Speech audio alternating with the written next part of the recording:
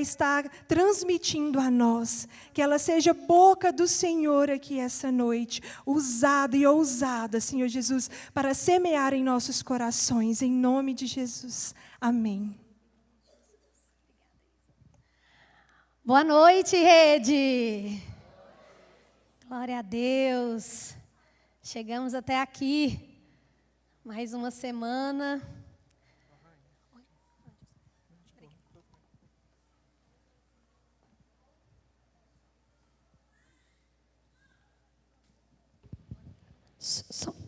Mais uma semana e nós chegamos aqui. Você escolheu estar aqui nessa noite e que privilégio poder escolher estar na casa do Senhor. A gente podia ter escolhido até em qualquer outro lugar, né? E eu tenho certeza que o Senhor vai honrar você pela sua escolha de escolher a Ele nessa noite. Tenho essa missão, esse privilégio de compartilhar com vocês uma mensagem nessa noite que o Senhor falou ao meu coração. Eu gostaria de pedir que você fechasse seus olhos. Muito obrigada, Jesus. Muito obrigada por essa oportunidade de estar aqui. Obrigada por cada um dos meus irmãos. Obrigada por cada um que está ouvindo essa mensagem pelas mídias sociais. Que o Senhor possa tocar, Senhor, os corações nessa noite, nos ajudar a entender a sua vontade para cada um de nós e andar nos seus caminhos todos os dias das nossas vidas. Em nome de Jesus. Amém. Bom, já tenho aqui o título dessa mensagem, O Silêncio de Deus. Não vou mentir para vocês que quando o Espírito Santo me chamou para conversar a respeito disso, eu cheguei a dizer: "Oh, Jesus, não tem outra coisa assim, né, para o Senhor ministrar para os irmãos, uma coisa mais alegre? O Senhor quer falar de silêncio?" E Ele me disse que sim, que era isso que Ele queria compartilhar conosco nessa noite. Então vamos lá. Nós vamos aprender por que Deus fica em silêncio. Então, talvez você viu ali, interpretou, né? Por que o silêncio de Deus? E tem momentos que fazemos algumas orações e a gente pensa: nossa, parece que Deus não está me respondendo. Eu estou orando, eu estou pedindo, eu estou crendo, eu estou pedindo para meus irmãos me ajudarem em oração, e essa resposta não vem. Por quê? Eu não estou ouvindo a Deus. Por que eu não estou ouvindo a voz de Deus? Será que Ele está calado mesmo, né? Tipo assim, me ignorando? Deus está me ignorando, Deus está só escutando e observando. Mas nessa noite, nós vamos aprender 4 razões por que Deus se calou. Se você, né, estiver aí anotando ou digitando, então você vai saber que serão 4 pontos que nós vamos falar a respeito disso. Será que Deus ficou mudo? Ou será que eu fiquei surdo? Algo deve ter acontecido aí nesse relacionamento. Então veja bem, esta é a sua noite, é a sua oportunidade de destravar algo que podia estar fechado na sua vida. Um assunto que às vezes você podia pensar: Deus está calado comigo? E nessa noite você pode ver que Ele não está calado, não. Então vamos lá. Primeira razão do silêncio de Deus. A resposta da pergunta já está na Bíblia. Pode parecer óbvio, né? Mas tem muita gente perguntando coisas para Deus que as respostas já estão na sua palavra. Que Ele já deixou uma direção, Ele já deixou uma orientação. Ele já deixou um caminho. E com isso, né? Está na Bíblia, Lohane. Você quer dizer que na hora que eu estiver lá com a minha dificuldade, eu vou chegar lá e falar: Deus, fala comigo, Senhor. E aí, o que eu leio é a resposta de Deus? Não, não é isso. Isso se chama bibliomancia. E não é esse caminho que a gente tem que fazer. Apesar de que Deus, na sua infinita misericórdia, já falou com muita gente dessa forma. Mas isso não é uma doutrina. Essa não é a maneira que nós devemos nos relacionar com Deus.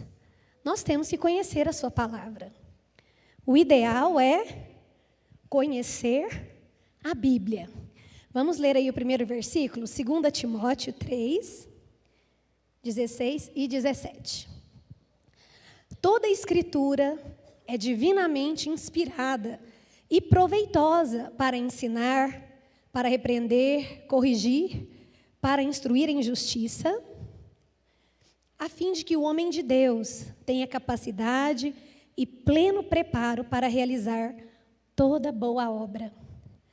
Então você pode estar aí com uma dúvida no seu coração, que Deus já tem algo orientado na Bíblia. Lohane, eu não conheço muito bem a Bíblia, eu ainda comecei a caminhar agora com Deus, eu ainda não conheço todos os livros. Então busca ajuda. Procura seu líder de célula, seu pastor. E aí, essa pessoa pode te mostrar na Bíblia uma direção, uma orientação para um conflito que você pode estar vivendo. Sabe aquela confusão que às vezes assim, nossa, foi desnecessário? Não precisava estar sofrendo tanto a hora que a gente ouve o conselho de alguém, a direção. Então essa é a primeira resposta. Você pode estar perguntando para Deus e Ele pensando, nossa, mas já está lá. Se ele lesse, se ela lesse as cartas que eu já deixei, essa resposta já está lá. Então, essa é a primeira razão do silêncio de Deus.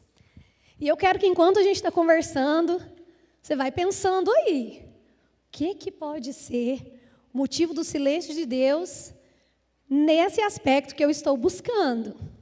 Sei que cada um tem aqui seus sonhos, suas expectativas, pode ser na área familiar, financeira, sentimental, ou na área educacional, a área que for da sua vida, que você está pedindo para Deus, que você está falando com Ele, e que você sente não ter uma resposta, certo? Então, segunda razão, por que Deus se cala? Ele já deu uma orientação e espera a sua resposta. Uma atitude sua. Você pode já ter ouvido a resposta de Deus e ainda não agiu. Pois é. Quando Deus fala algo que nós devemos fazer, Ele fica em silêncio, esperando a nossa posição. O que a gente vai fazer diante daquela orientação? E aí nós podemos agir em obediência ou em desobediência. Como um pai e uma mãe que dá uma orientação para um filho. A gente fala e espera. Como mãe, quando eu ensino algo para os meus filhos, eu falo e pronto. A gente não fica lá, não faz isso, não faz isso, não faz isso. A gente dá orientação e deixa, vamos ver, o que vai acontecer agora? Qual vai ser o próximo passo? Nós vamos ter que dar uma advertência, se o ensino não for seguido. Nós vamos ter que corrigir, ou nós vamos ter que, de alguma maneira, exaltar porque a orientação foi seguida. Então, você pode estar aí pensando, Deus não me respondeu, quando, na verdade, é Ele que está falando para você. Não, você que não me respondeu. Eu falei com você. Eu respondi a sua pergunta, mas você não respondeu a minha. Será que tem alguém na Bíblia que já fez isso? Nós vamos ver. Vamos ler aí Jonas. Vamos começar aí no capítulo 1, versículo de 1 a 4. A palavra do Senhor veio a Jonas, filho de Amitai. Vai agora à grande cidade de Nínive e prega contra ela, porque a sua maldade subiu até mim. Jonas, porém, fugiu da presença do Senhor na direção de Tarsis, descendo para Jope. Achou um navio que ia para Tarsis, pagou a passagem e embarcou nele a fim de ir para Tarsis, fugindo da presença do Senhor. Mas o Senhor enviou um forte vento sobre o mar, caiu uma tempestade violenta, de modo que o navio estava a ponto de despedaçar. Veja só, Jonas teve uma direção de Deus. Deus falou com ele, vai até Nínive e prega. E a gente estava acabando de falar aqui, né? A Isa, o Clayson dando testemunho a respeito do ID, da estação que estamos agora. E essa pode ser a orientação de Deus para você. Deus pode ter falado para você, vai e prega para aquela pessoa. Vai, entrega um panfleto, manda uma mensagem. E a gente pode também desobedecer essas ordens de Deus. E foi o que Jonas fez. Jonas fugiu. Ele escolheu o caminho que lhe parecia mais fácil. Ele tinha lá, segundo alguns teólogos, as suas razões. Mas ele fugiu. Ele desobedeceu aquilo que Deus tinha pedido para ele. Deus se calou, gente. Deus deixou ele lá no porto, comprou a passagem dele, entrou no navio. E o que começou? Uma tempestade. Vento forte, aquelas ondas gigantescas, aquela confusão com os marinheiros. E vamos ver aí Jonas 1,12. O que o Jonas estava fazendo enquanto isso? Desculpa, pode deixar aí. Enquanto isso, ele dormia, tá? Se você ler lá a história, Jonas é pequenininho, só 4 capítulos. Ele estava dormindo profundamente. A Bíblia diz que os marinheiros foram lá sacudir ele para acordar. Jonas estava no silêncio absoluto. E aí, quando os marinheiros chegaram para ele, como que você está dormindo? Nós estamos afundando. Aí foi a resposta dele, Jonas 1,12. Ele respondeu, pegai-me e lançai-me ao mar, e ele se aquietará, pois sei que essa grande tempestade vos sobreveio por minha causa. Nossa, e agora, hein? Ele estava na contramão da vontade de Deus, e algumas coisas começaram a acontecer, de muito ruim. Lohane, você está querendo passar medo na gente? Você quer me assustar? Que se eu desobedecer, coisas ruins vão acontecer? Espero que não, mas podem acontecer. E nesse caso com Jonas, foi a misericórdia de Deus que permitiu tudo aquilo. Porque se Deus não tivesse enviado a tempestade, o vento, ele ia ter continuado num caminho longe do Senhor.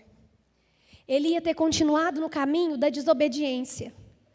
Ele não ia ter tido a oportunidade de se arrepender e de ver que ele tomou a decisão errada diante daquilo que o Senhor tinha falado para ele.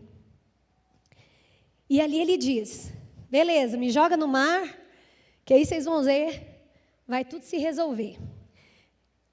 Os marinheiros relutaram um pouco, eles não quiseram fazer isso, mas depois eles tomaram essa atitude, porque Jonas falou que deveria ser assim. Essa é uma história que a gente conhece desde criança, mesmo os que não frequentam a igreja desde a infância, né? Vem então o grande peixe e engole Jonas. E ele fica ali dentro 3 dias e 3 noites, dentro do ventre, né, da barriga desse grande peixe. Muito bem. Ele saiu do caminho da retidão, né? Como voltar? Beleza. Ele desobedeceu. Deus deu uma orientação, ele não seguiu. E agora ele foi parar na barriga do peixe. E aí? Ia ser digerido, né? Ia ser digerido e fim. Não. Tem um caminho. O Senhor, com Deus não existe meio termo, gente. Quando a gente toma uma direção errada, Deus, Ele não simplesmente lá na frente, onde a gente está na posição errada, Ele endireita o caminho. Não é assim. A gente tem que voltar e tomar o caminho certo. É sempre assim. Tem que ter um arrependimento. Nossa, eu me arrependo de estar aqui. Eu estou arrependido de ter tomado essa decisão errada. Eu vou voltar. E aí eu vou fazer a coisa certa. Então Jonas faz a coisa certa. Vamos ler aí, capítulo 2. São alguns versículos, tá? Não tá na ordem, não. E disse: clamei ao Senhor na minha angústia, e Ele me respondeu. Do ventre do Sheol, das profundezas, gritei, e tu ouviste a minha voz. Eu me lembrei do Senhor quando minha vida desfalecia, e a minha oração chegou a ti no seu santo templo. Vamos até o 10. Mas eu te oferecerei sacrifício com voz de ação de graças, pagarei meu voto, a salvação pertence ao Senhor. O Senhor deu ordens ao peixe, e esse vomitou Jonas na terra. Ou seja, então tá bom, no ventre do peixe Jonas se arrependeu, Jonas viu, o Senhor me deu uma direção, eu fui na direção contrária, agora eu estou aqui. Tem misericórdia de mim, me dá a oportunidade de fazer certo, de corrigir. Então, Deus mandou o peixe vomitar ele. Vamos ler aí Jonas 3:1. Quando ele está ali já, né, vomitado na praia, a palavra do Senhor veio a Jonas pela segunda vez. Coloca o próximo, por gentileza, 3:2. Vai agora à grande cidade de Nínive e proclama a mensagem que eu te ordeno. Você está vendo o que eu disse? Como Deus faz a gente voltar. Deus podia ter dado outra orientação para ele. Não, tudo bem, você não foi para Nínive, você está na barriga do peixe. Então, na hora que você sair, você vai lá para o Brasil. Vai pregar lá no Brasil. Não. Eu te dei uma orientação. E você pode já ter essa orientação aí no seu coração. Deus já pode ter te dado uma orientação. E Ele está esperando você tomar atitude. O silêncio é porque ou seguiu errado o caminho, ou não seguiu o que Ele disse. Então, sonda o seu coração. O Senhor falou para eu fazer algo que eu não fiz.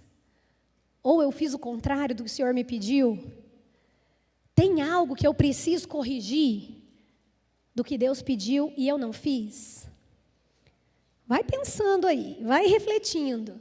Porque hoje nós vamos sair daqui com essas portas que estavam fechadas, abertas, em nome de Jesus.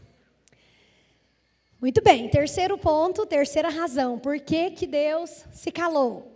A resposta foi: espere. Pois é, espere também é resposta, gente. Difícil, né? Sim. E Ele já pode ter dito tantas vezes isso para você, que Ele se calou. Já falei espera, já falei espera, já falei. Você vem orar, eu falo espera. Senhor, eu quero um emprego novo, eu quero aquela promoção. Espera, espera, espera.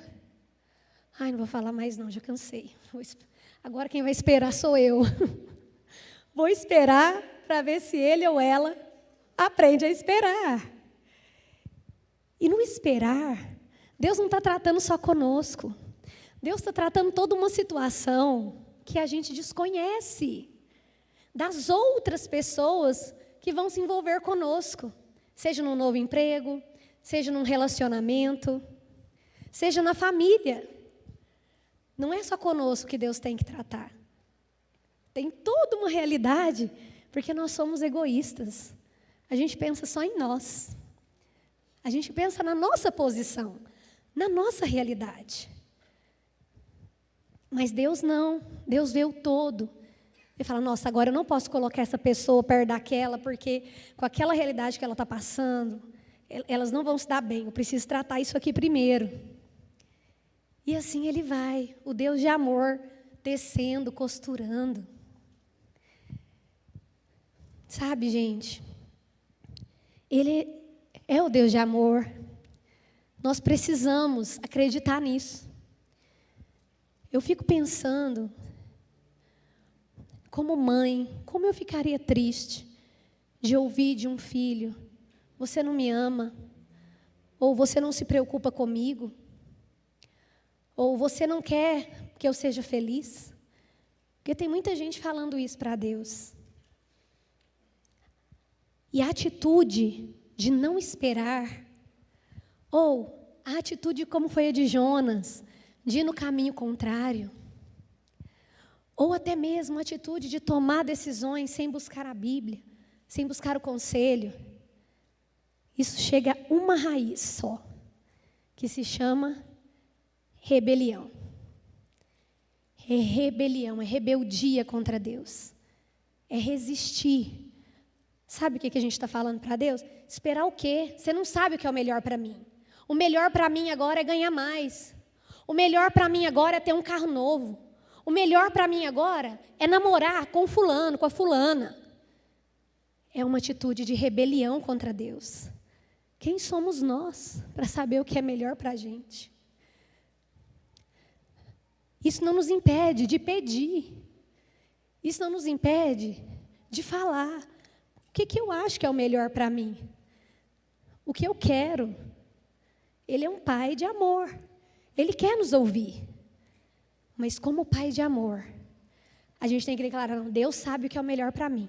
E se Ele não está permitindo isso, é porque agora não é o melhor para mim. Ele não é um Deus mau, cruel. Ele não é um Deus tirano que quer te fazer sofrer, não. Ele quer te colocar no lugar certo e na hora certa, para que aquela situação nova seja uma bênção para você e não uma maldição. Ah, mas não é fácil. Não, não é mesmo. Esperar não é fácil, a gente faz com dor, com tristeza, com lágrimas. E é assim que Ele vai nos forjando, nos moldando, nos ensinando. E quando estiver difícil, chora. Chora para Ele, ora. Fala, Senhor, está difícil. Eu não estou conseguindo esperar. Eu te amo. Eu não quero me rebelar contra a sua vontade. Mas me ajuda. Me ajuda a esperar. Me ajuda a entender que o Senhor tem o melhor para a minha vida. Para Deus, a gente pode ser sincero. A gente não precisa esconder as emoções como a gente esconde uns dos outros. Para Ele, a gente pode desvelar a nossa alma. Sei que aqui nós estamos, a maioria, jovens e adolescentes, né? Ainda não casados. Mas eu me lembro que, para ter meu primeiro filho, o Henrique, foram quase 2 anos tentando engravidar. Talvez para você, como adolescente, né, e jovem não casado, pode não parecer uma angústia, mas era uma grande angústia. Foi uma espera muito dolorosa. Todos os meses era uma espera muito dolorosa para mim e para o Alê também. A gente orava, a gente chorava, a gente clamava, jejuava, pedia oração para todo mundo. É uma angústia muito grande. E eu pedia, Senhor, eu quero. Senhor, me abençoa, me dá um filho, Senhor. Eu quero. Nós queremos. E esse milagre tem 12 anos, está ali, ó. Meu príncipe Henrique. O milagre veio 2 anos depois, mas veio.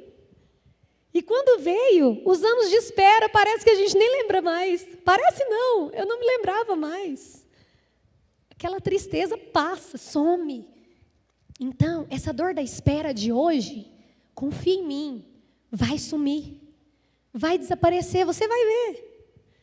A alegria de ver depois, a vontade de Deus foi feita, o Senhor cumpriu a vontade dele na minha vida, é 1000 vezes melhor do que essa dor, essa tristeza da espera. Vou contar aqui só de outra pessoa, né, que esperou. Vou ler só os primeiros versículos aqui, Gênesis 7, 23 e 24. Noé, foram exterminados todas as criaturas que havia na face da terra, tanto o homem como os grandes animais, animais que rastejam, aves do céu, todos foram exterminados da terra. Restaram somente Noé e os que estavam na arca com ele. Pessoal, não foi simples, veja só. As águas prevaleceram sobre a terra 150 dias.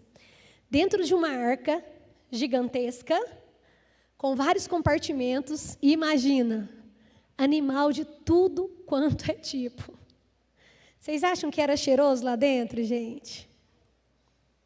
Gente, por mais organizado que Noé e sua família fossem, o negócio lá devia ser muito tenso. 150 dias, só a deriva. Só a arca vagando para lá e para cá.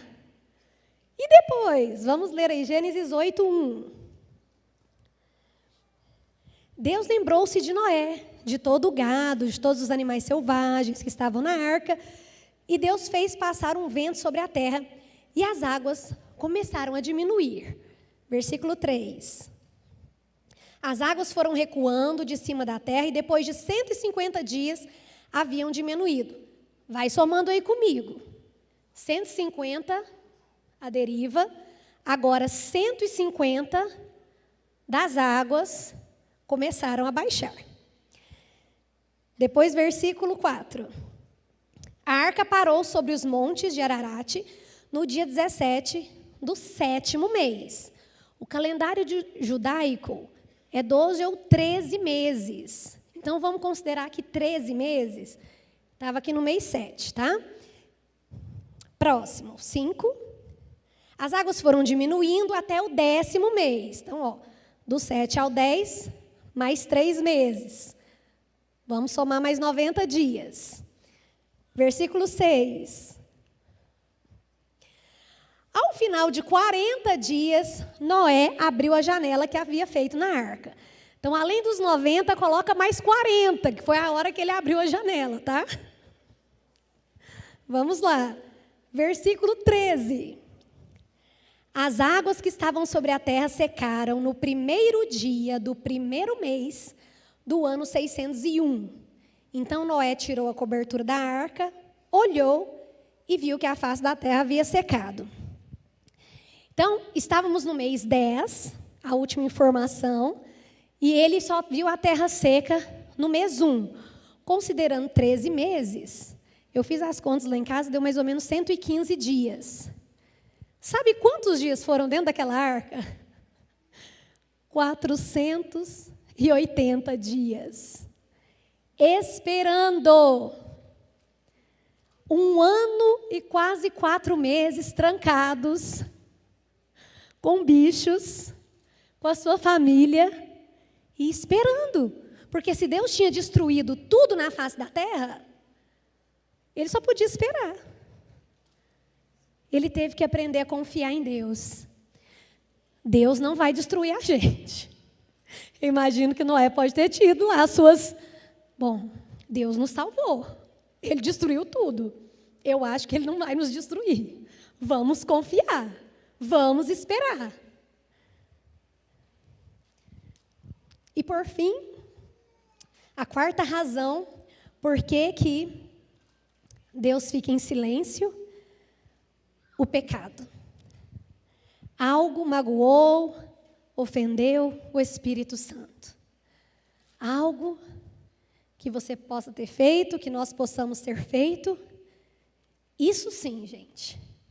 O pecado nos deixa surdos e nos afasta de Deus. Vamos ler Isaías 59, 1 e 2. A mão do Senhor não está encolhida para que não possa salvar, nem o seu ouvido surdo para que não possa ouvir. Mas as vossas maldades fazem separação entre vós e vosso Deus, e os vossos pecados esconderam o seu rosto de vós, de modo que não vos ouve. Nesse caso, não é Deus que está em silêncio. Somos nós que deixamos de ouvir. O pecado, gente, só nos faz ouvir a nossa própria vontade. Só faz ouvir aquilo que a gente acha que é o argumento certo para a nossa situação. E qualquer comentário que a pessoa possa fazer que vá contra aquela atitude, ou a pessoa fica muito irritada, realmente ela se fecha e não quero mais me relacionar com essa pessoa, não. Não quero nem chegar perto dessa pessoa aqui. Porque se eu chego perto dela, eu lembro que eu estou no caminho errado. Eu estou fazendo algo que desagrada a Deus. Recusar dar ouvidos à verdade. É isso aqui, ó. Não sei se você já fez isso quando criança, ou se você já viu crianças fazendo assim, né? Ah, não quero te ouvir. Eu vejo sempre na escola. Eu sou professora. É muito comum. Não quero ouvir tia, não quero ouvir o que ele está falando. Veja só, crianças fazem isso. E a gente faz isso espiritualmente. Nós podemos ter essa atitude infantil diante de Deus. Não vou te ouvir. Não quero te ouvir. Não quero saber o que você tem para falar a esse respeito. Vamos ler o que Paulo ensinou para Timóteo a respeito disso. 2 Timóteo 4, 3 e 4. Porque chegará o tempo em que não suportarão a sã doutrina, mas desejando muito ouvir coisas agradáveis, ajuntarão para si mestres, segundo seus próprios desejos. E não só desviarão os ouvidos da verdade, mas se voltarão para as fábulas. Ou seja, se voltarão para o engano. Não, eu quero ouvir isso aqui, porque isso aqui que está agradando meus ouvidos. Está agradando meu ouvido falar que eu tenho que ser feliz mesmo, meu casamento já não estava lá essas coisas, conheci essa outra pessoa, e aí já estou nesse novo relacionamento, já saí de casa, e, enfim, a vida a gente vive uma só, então vou ser feliz, né? Ou hábitos. Talvez estamos tendo alguns hábitos que não agradam o coração de Deus. E aí ouvir alguém falando para a gente, olha, esse caminho que você está tomando não está legal. Não é bom não, gente, dói. É incômodo. Mas se incomoda, é porque alguma coisa tem ali que a gente pode melhorar. Eu aprendi isso. Se me incomoda, eu falo assim, nossa, deu até até esquentou agora, mas peraí, deixa eu entender por que isso me ofendeu tanto. Precisa ter algo aqui que preciso trabalhar dentro de mim. É comigo que Deus tem que tratar. E teve um casal que preferiu andar também assim, na mentira. Estamos terminando, são os últimos versículos. Atos 4, 36 e 37. Então José, a quem os apóstolos chamavam Barnabé, que significa filho de consolação, levita, natural de Chipre, possuindo um terreno, vendeu, trouxe o dinheiro e colocou aos pés dos apóstolos. A igreja primitiva, era muito comum isso acontecer. Os irmãos repartiam, né, os seus bens. E esse irmão, o Barnabé, ele fez isso. Ele tinha um terreno, ele vendeu, trouxe, entregou para os apóstolos, para eles administrarem, né, da maneira que a igreja estava precisando. Logo em seguida, no versículo da frente, já começa Atos 5, versículo 1. Mas certo homem chamado Ananias, juntamente com Safira, sua mulher, vendeu uma propriedade e ficou com uma parte do valor. Sua mulher também sabia disso. Então, ele levou a parte restante e colocou-a aos pés dos apóstolos. Segura aí só um minutinho os próximos, por favor. Muito bem. Ananias e Safira, Ananias e Safira também tinham um terreno e resolveram vender. Mas a motivação do coração deles não era a mesma de Barnabé. A motivação do coração, gente, foi assim, ó, o quê?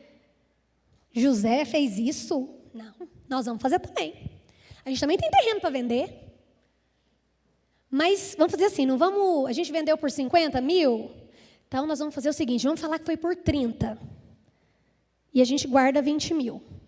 O problema não foi que eles tinham que dar todo o dinheiro, não foi isso. Eles iam ofertar o que eles quisessem. O problema foi que eles mentiram o valor, só para ficarem conhecidos, para aparecer. Esse foi o problema.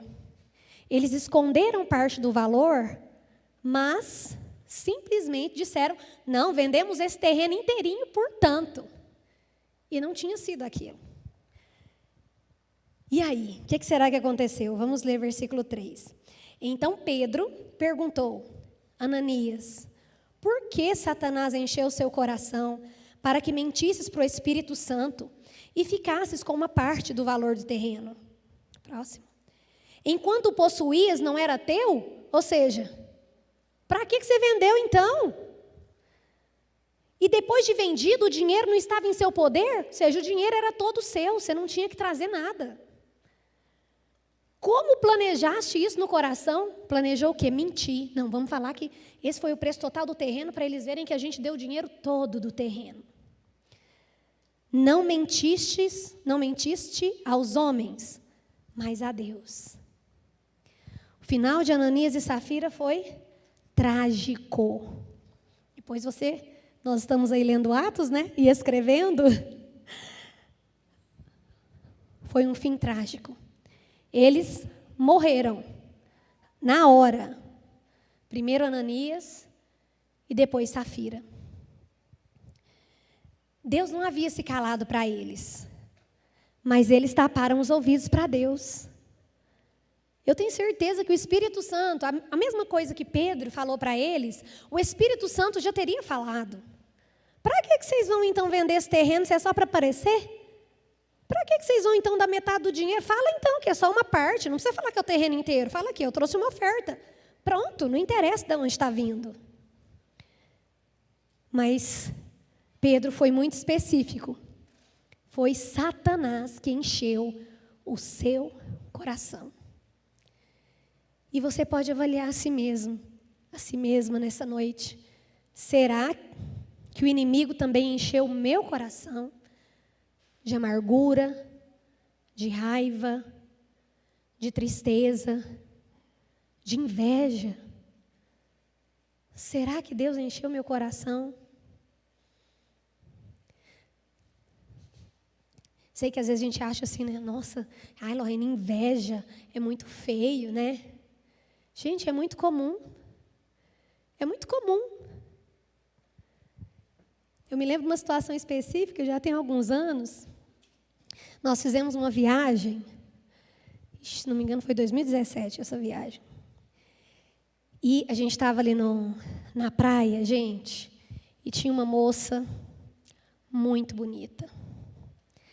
Pensa aquele corpo de modelo, que a gente repara, viu, gente? Mulher repara. A gente fala assim, nossa, estou precisando dar uma melhoradinha também, perder uns quilinhos, estou precisando emagrecer um pouquinho.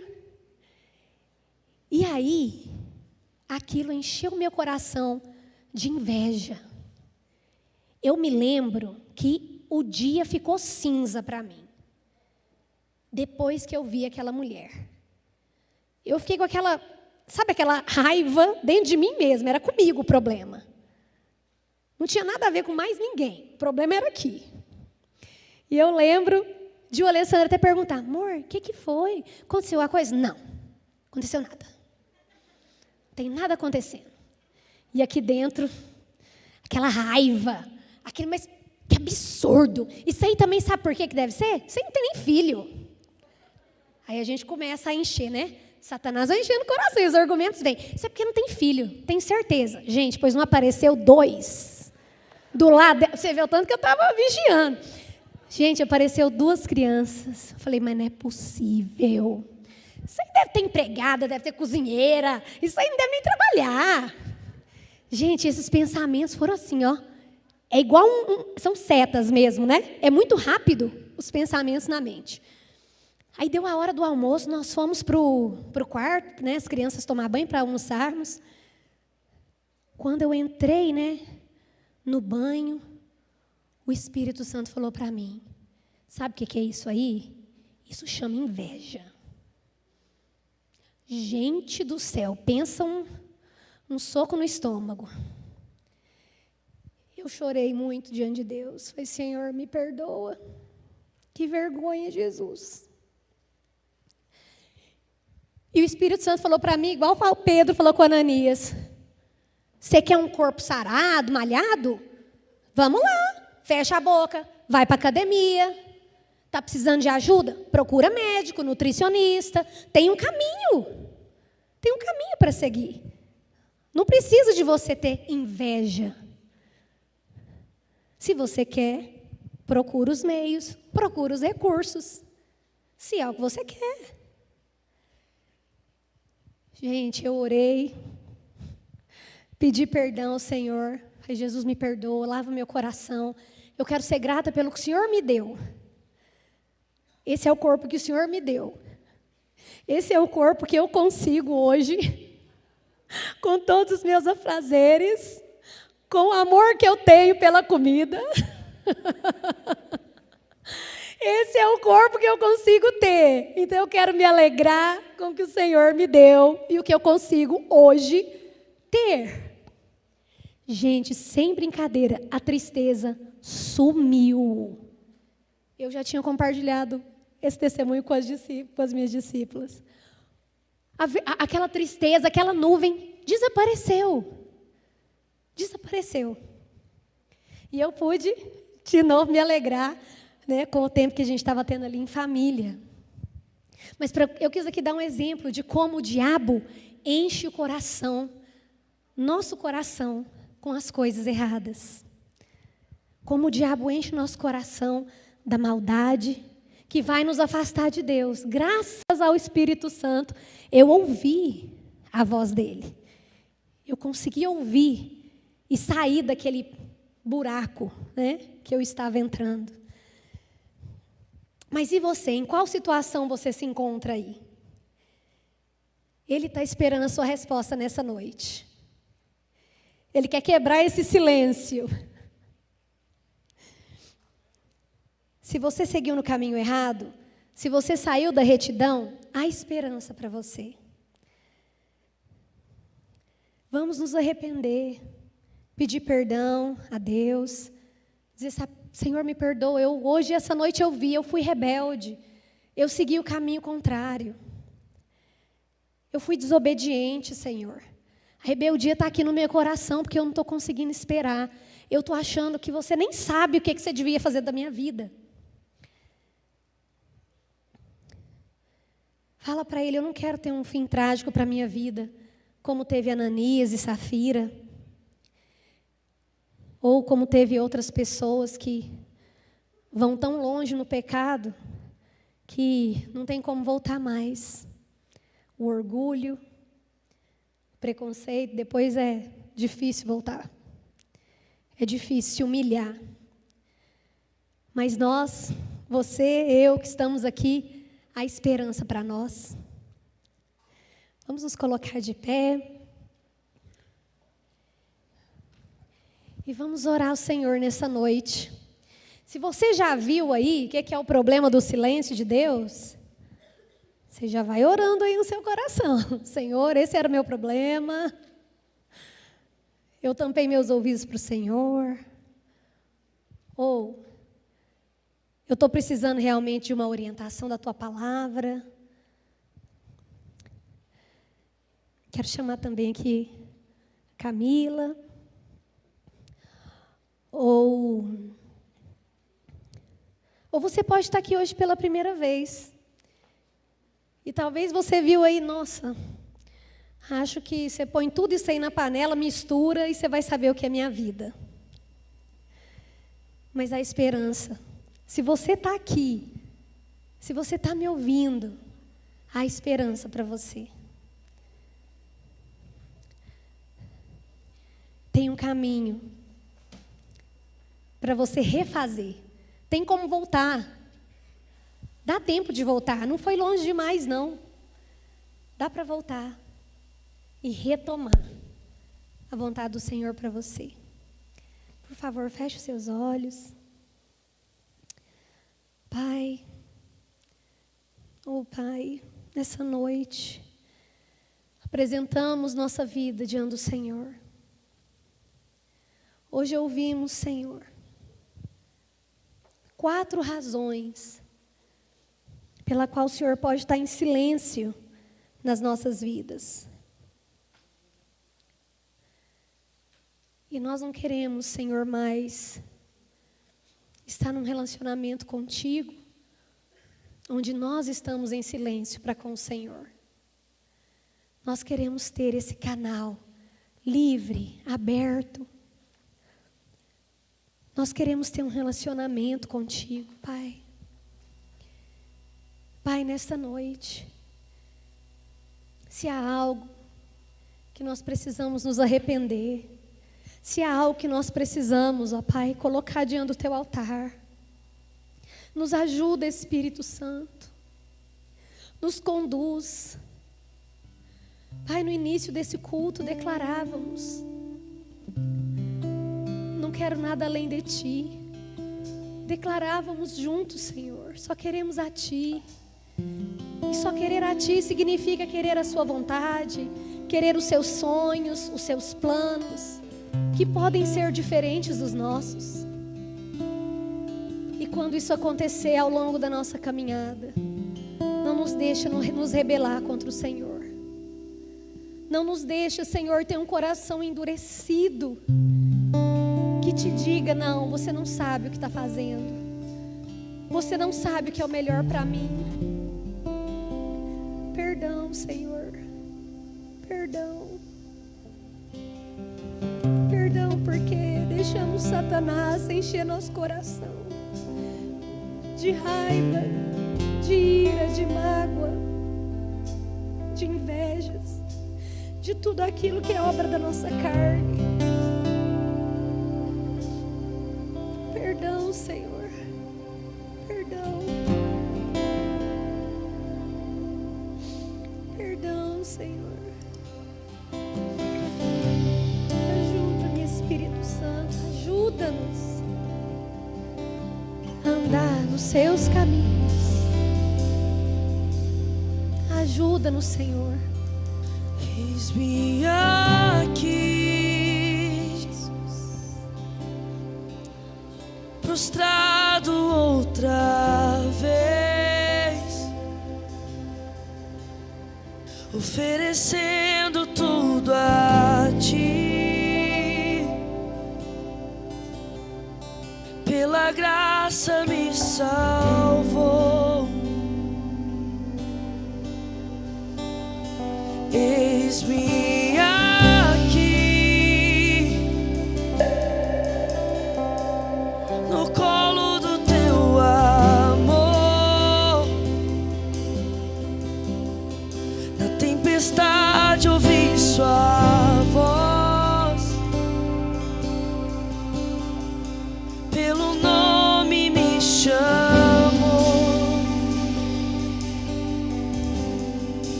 Pelo nome me chamou.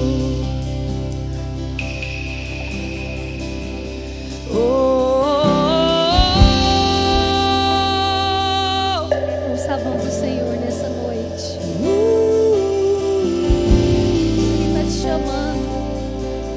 Ele está chamando você. Ele está te dizendo: eu vou te dar uma nova oportunidade.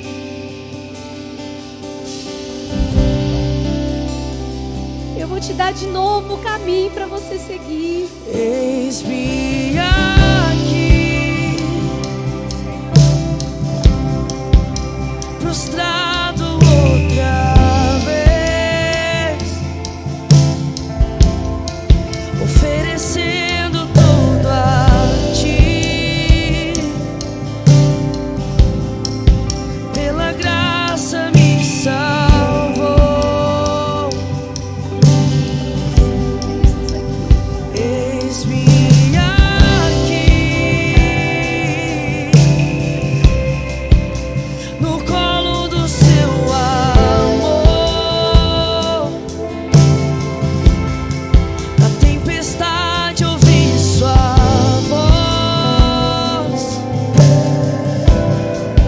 pelo nome me chamou. Ele te chama, pelo nome me chamou. Pelo nome me chamou. Pelo nome me chamou.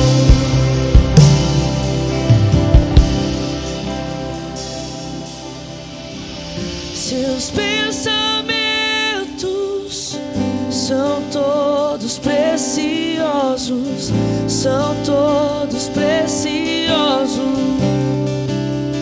Ele sabe o que é o melhor para você e para mim. Sua canção por mim. Ele te ama. Ele tem o melhor para sua vida. Seus pensamentos são todos preciosos, são todos preciosos.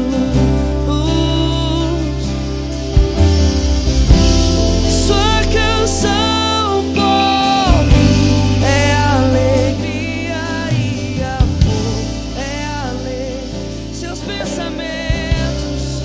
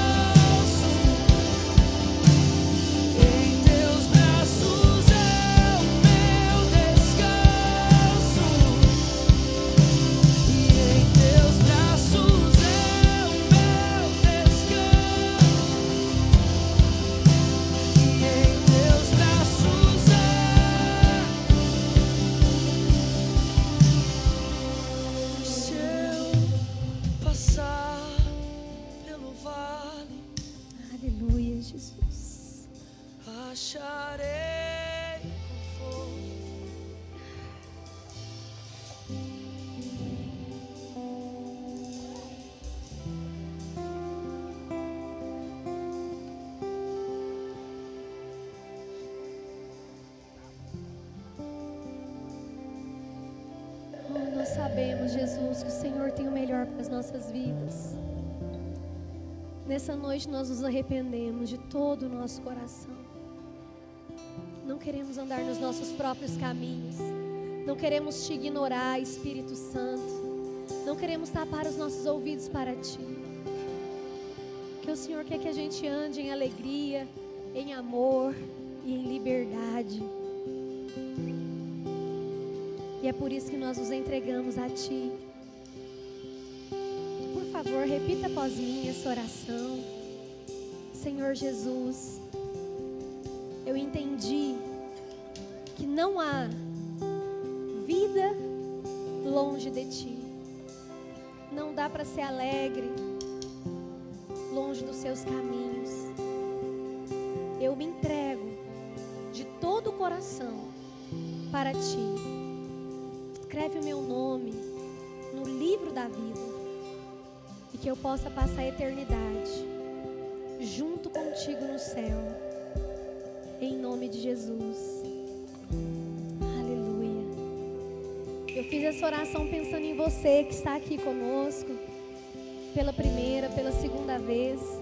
Você que nunca tinha falado isso para Jesus: Jesus, eu quero te entregar minha vida, eu quero te dar minha vida. Levante sua mão. Tem alguém aqui que fez essa oração pela primeira vez? Falando: eu te entrego, Jesus. Eu quero andar nos seus caminhos. Eu quero conhecer o que é o melhor do Senhor para mim. Eu gostaria de te fazer um convite. Gostaria que você viesse até mim com a pessoa que te convidou, com esse amigo, essa amiga que está aí do seu lado. Eu tenho mais 2 coisinhas para te falar. Não precisa ter vergonha. Vem com a pessoa que te convidou, não precisa vir sozinho. Quero te contar mais 2 segredos, além do que a gente já ouviu nessa mensagem dessa noite.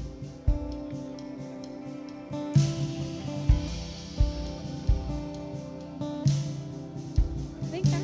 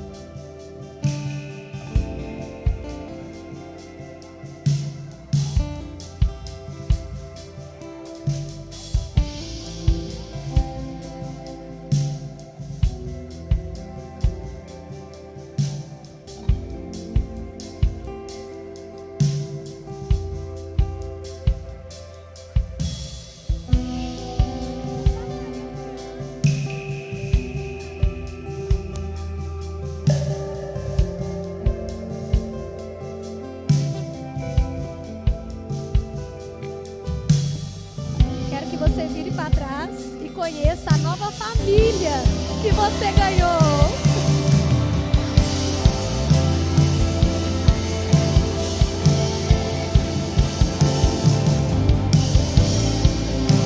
Aleluia.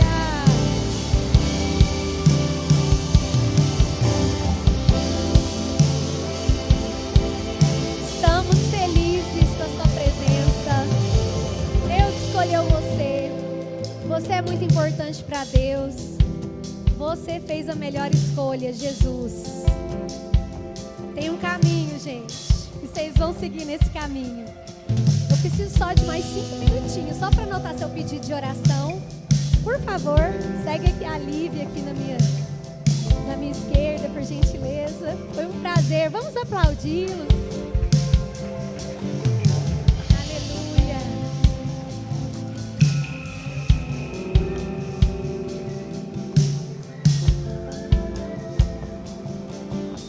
Aleluia. Pessoal, a Isa tem mais um recadinho para dar. Guarda isso no seu coração. Que essa semana seja uma semana de respostas destravadas, de céu aberto sobre a sua vida, em nome de Jesus. Amém. Gente, eu falei de um monte de ações aqui e eu esqueci de falar da ação de hoje.